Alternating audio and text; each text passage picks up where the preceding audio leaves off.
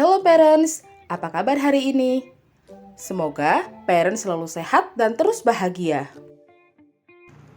Masih segar di ingatan kita bahwa ketika awal-awal pandemi, kita semua begitu khawatir, begitu heboh. Barang-barang naik, semua orang ingin stok barang di rumah. Nah, tapi setelah beberapa bulan, sekarang parents bisa lihat sendiri. Sudah mulai banyak orang yang mungkin merasa lelah dan sedikit demi sedikit mereka mulai cuek dengan protokol kesehatan yang semestinya harus dijalankan.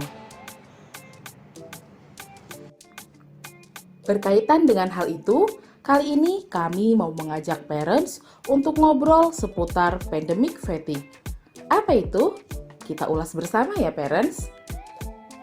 Pandemic fatigue diartikan sebagai suatu rasa lelah yang dirasakan oleh seseorang parents.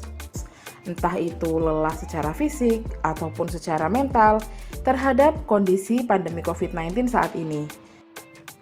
Pandemic fatigue ini sangat berkaitan erat dengan pola pikir seseorang parents, di mana mungkin saat ini sudah mulai banyak orang yang merasa bosan sehingga mereka tergoda untuk kembali kepada kebiasaan lama seperti sebelum adanya pandemi ini parents.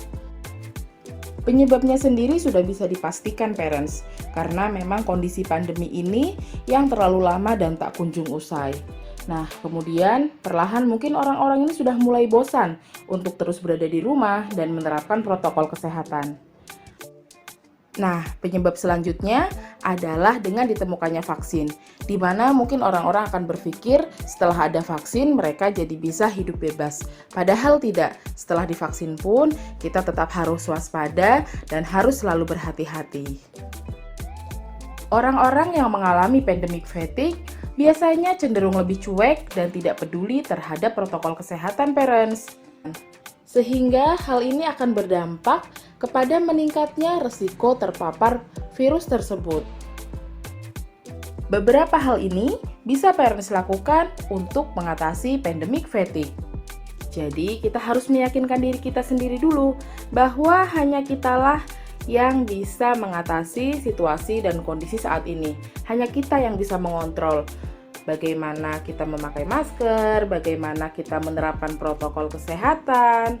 Nah, kita tidak bisa mengontrol orang lain, jadi mulailah dari diri kita. Kemudian, kita harus mengetahui apa yang menjadi kebutuhan diri kita. Misal kita butuh refreshing, butuh penyegaran.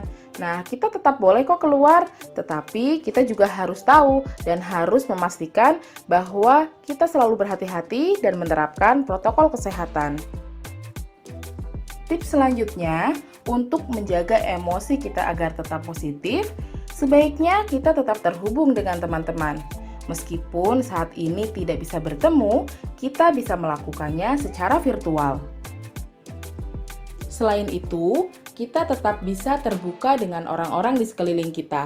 Entah itu saling bertukar informasi, ataupun saling menyemangati untuk tetap menerapkan protokol kesehatan. Selanjutnya, kita harus bijak dalam menerima informasi dari media manapun. Jadi, kita harus memfilter mana sebaiknya informasi yang kita terima, mana yang seharusnya kita abaikan.